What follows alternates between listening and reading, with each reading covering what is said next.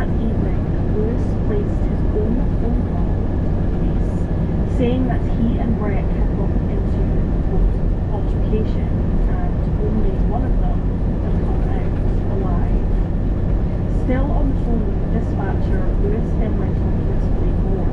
Quote, I grabbed the knife and stabbed him in the back of the neck, I believe somewhere near his brainstem. I don't remember exactly what happened, but the fight ended with me cutting his throat. Lewis said that they'd gotten into a fight with Breck and pulled the knife from the kitchen and threatened to kill himself. Lewis then grappled with Breck in an attempt to stop him, but when wrestling for the knife, Lewis had slipped and accidentally stabbed Breck before realising what had happened.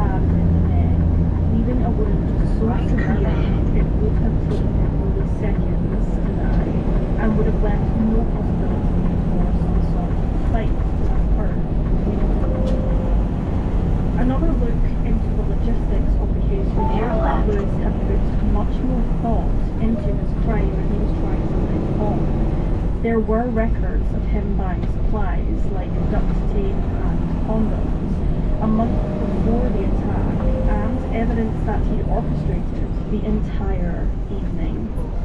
Knowing that Breck's parents were trying to come between them, Lewis had bought and given Breck a phone that they could use to communicate with each other, and on that, the investigators uncovered a chilling piece of evidence. For weeks, Lewis had been coaching Breck on what to say to his parents to make sure that they let... Meet Everant, a world of stories and knowledge designed for you. Start your 30-day free trial today.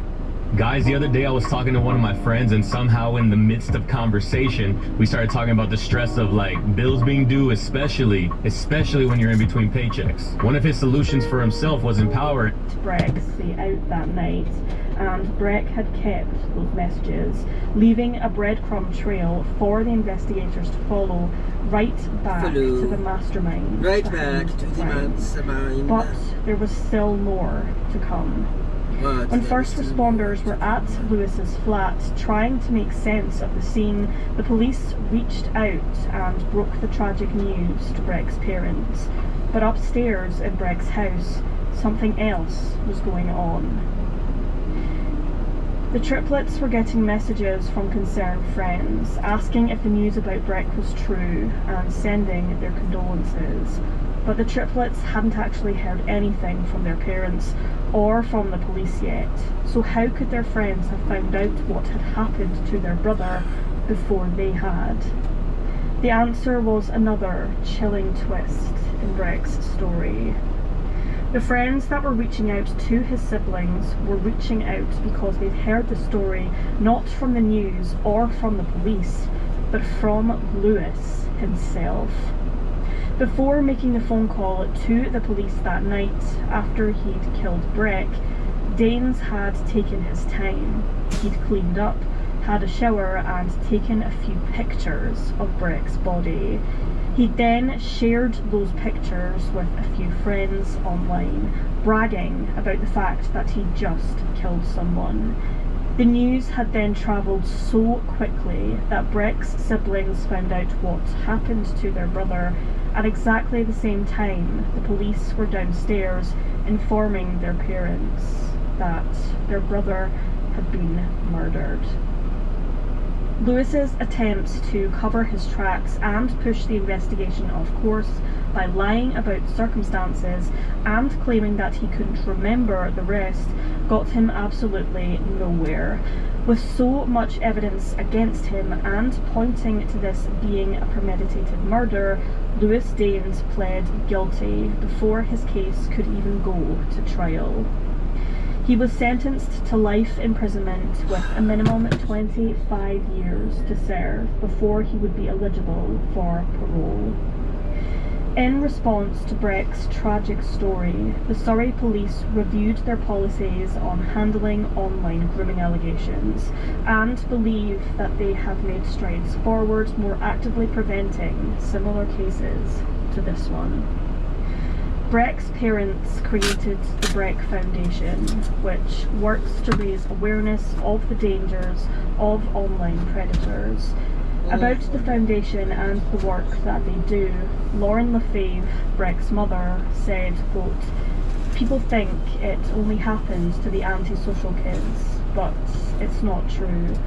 I want Breck's tragedy to open the eyes of everyone, to recognise the dangers of online predators. It is a very real danger today. Breck was an amazing, clever, beautiful boy who had so much to give to the world. He was murdered on my birthday this year, and so much of me has died as well."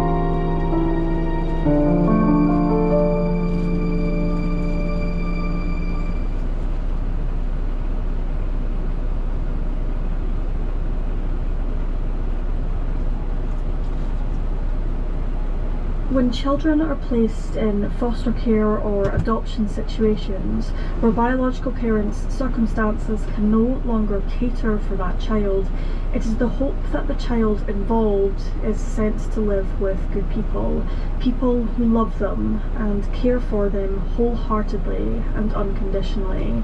But unfortunately, in some instances, this is not the case, and children can potentially become vulnerable to violence.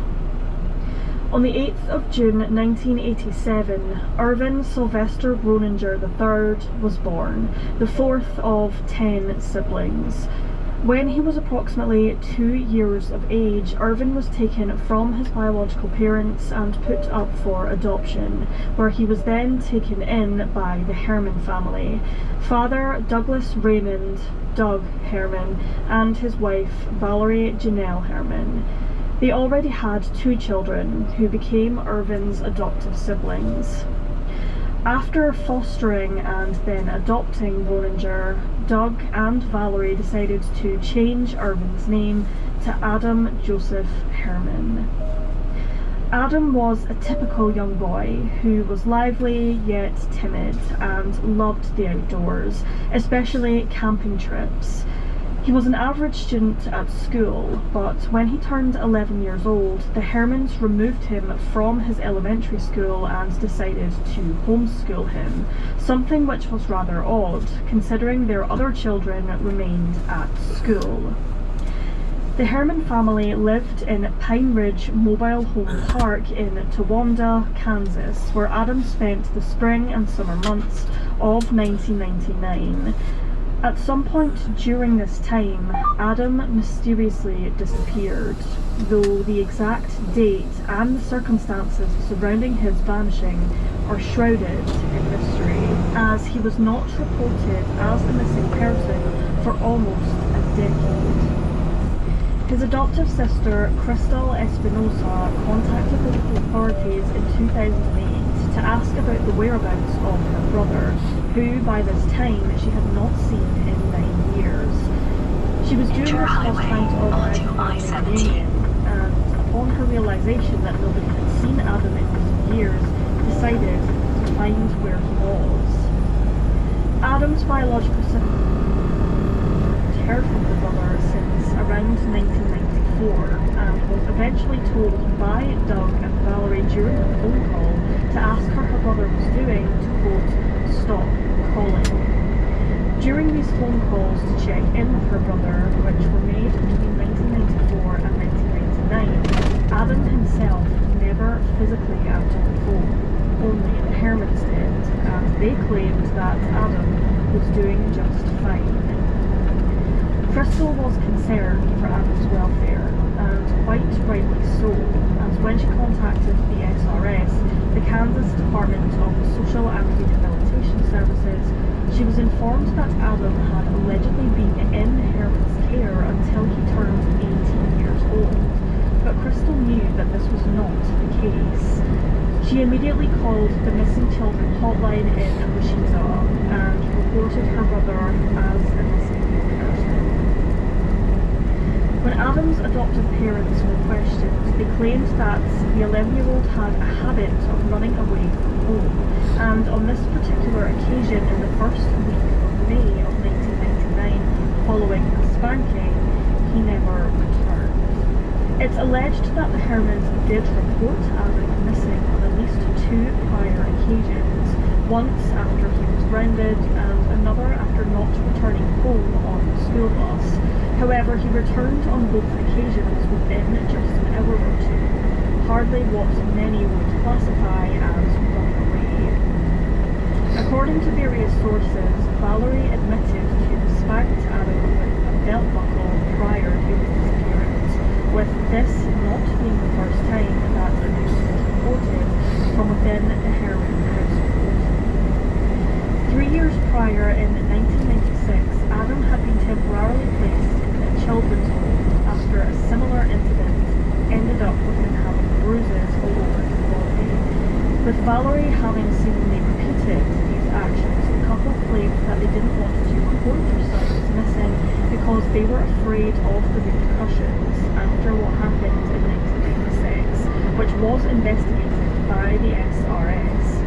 They claimed to be afraid that their 2 other children would be forcefully removed from them, therefore did not report Adam's disappearance to the appropriate authorities, which, just to note here, is actually illegal in the state of Kansas. Family members, however, did not believe the Hermans' story and were certain that both Doug and Valerie had something to do with Adam's disappearance. It should be noted that in 1998, a second suspected abuse call was made to the SRS by Adam's school after multiple bruising was found. Classmates noticed occasions where Adam's glasses were broken or taped together and witnessed scratches under his chin, a black and bruised nose and scrapes on his neck. The subsequent investigation concluded, however, that these injuries were sustained whilst playing sports with his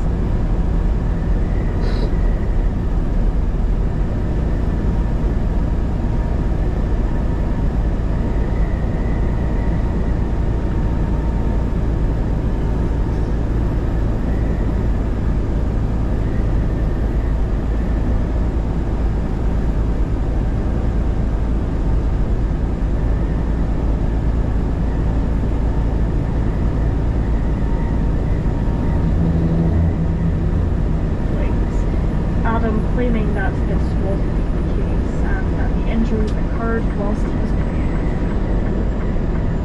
According to Adam's adoptive siblings, he was mistreated by the Hermans on a regular basis, though primarily by his adoptive mother. He was often locked in the bathroom, where he was made to sleep in the bathtub without pillows or a blanket, and he was denied food. However, his siblings did sneak in some food for him on numerous occasions. In one instance where Adam was locked in the bathroom, Valerie's ex-sister-in-law asked her why the boy was in there, and Valerie claimed that he was being punished for wetting the bed. On another occasion, she claimed he was locked in the bathroom because he was, quote, mentally disturbed. Crystal, Adam's adoptive sister, saw Valerie step on Adam, kick him and hit him on several occasions, and an aunt saw Adam chained to the faucet of the bath just prior to his disappearance.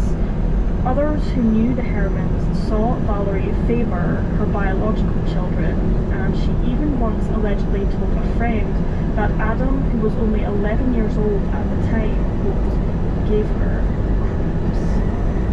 Valerie shockingly told investigators that she was recommended by a psychiatrist to lock her son in the bathroom at night due to an attachment disorder such as bipolar or schizophrenia, as Adam allegedly had a knife under his bed, and Valerie was frightened that he was going to kill her and her husband. The story became even more bizarre, with the Hermans telling family members that Adam was now a working state after they could, quote, no longer handle him, and that he'd actually been sent to a psychiatric facility. Whether there is any actual proof that Adam was sent to such a facility remains unknown. The Hermans told investigators that they thought Adam had left of his own free will and was either homeless or living with his biological parents. But despite this, Doug and Valerie continued to cash in Adam's adoption subsidy payments, which was approximately $700 per month, until he turned 18 years old in 2005. They also claimed Adam as a dependent on their taxes when they filed for bankruptcy in 2002, racking up a total of $52,800. The Hermans were subsequently charged with felony theft in July of 2010, however reached a plea deal a year after admitting to wrongfully accepting $15,488 for Adam between 2003 and 2005. Both received prison sentences for welfare fraud and for failing to report a minor as missing. Doug got 9 months behind bars and Valerie got 7 months. The couple were also ordered to pay restitution and a $2,500 fine each, and would be subject to probation following their releases from jail. Justin Herman, one of Doug and Valerie's biological children, who saw his mother abuse Adam when he was around 4 or 5 years old, told ABC News that she, Valerie, would punch him, Adam, pulled his hair, used wooden spoons to spank him, push him. He wasn't allowed to play. She locked him up in the bathroom, made him do housework all day long. Justin continued, "When she's not acting crazy, my mother is actually a good person, but when she's in a bad mood, she's a monster." Justin claimed that he never saw Doug harm Adam, and that he witnessed his father trying to stop his wife from attacking Adam on occasions. On one other occasion, Justin saw Valerie throw Adam against a wall, where she pulled out some of his hair, following which Justin called the police. However, by the time that authorities had arrived at the residence, his mother had convinced him to tell them that he had made a fool of himself. Rather interestingly, phone records didn't show a call to the police from the Hermit household as claimed. However, other family members corroborated Justin's claims of abuse. Due to the vast amount of allegations made against the Hermits by family, friends, school teachers and counsellors, a report was filed to Child Protective Services, and the only undertaking they did was send the Hermits from counselling. However, they did not remove Adam from. Ultimately, Child Protective Services failed to protect the living Adam Herman. Police searched the Herman residence and their mobile home where they resided in 1999.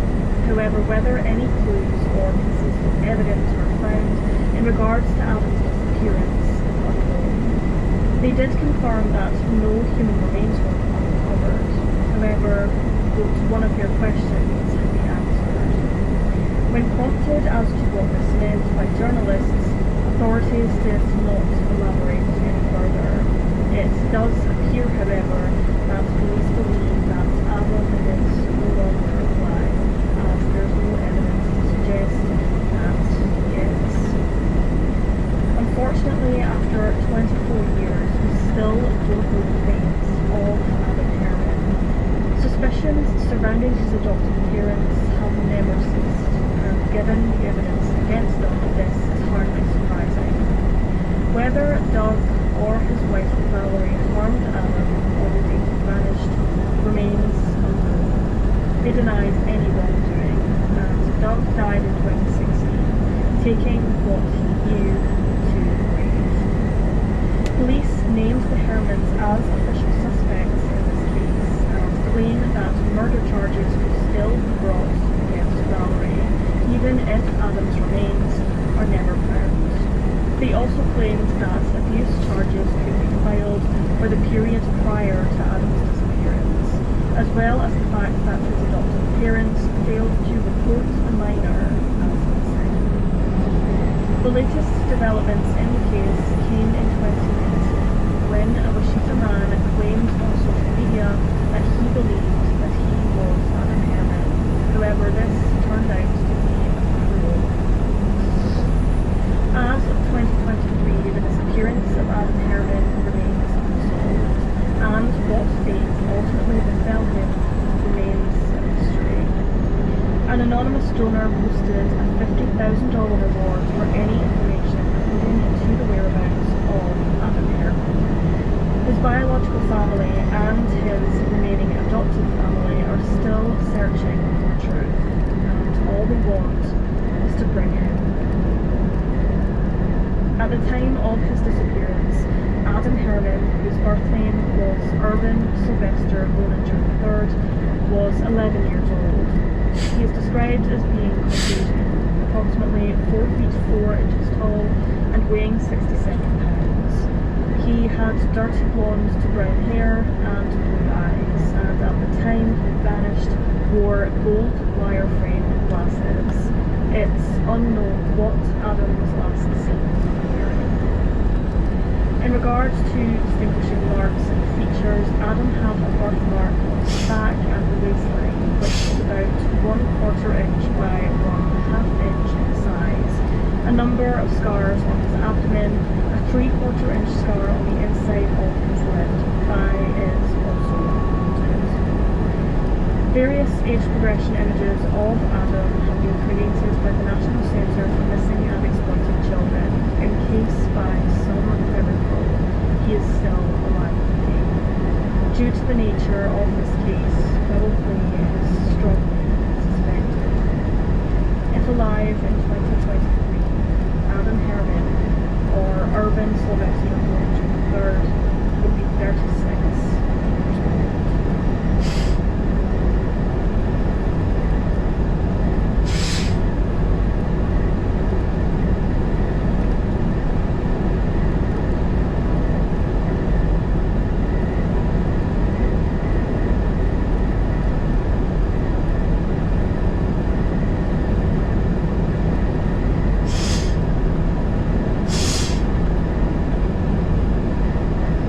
The deadline is approaching for seniors to secure a $1,200 food allowance card to spend on groceries.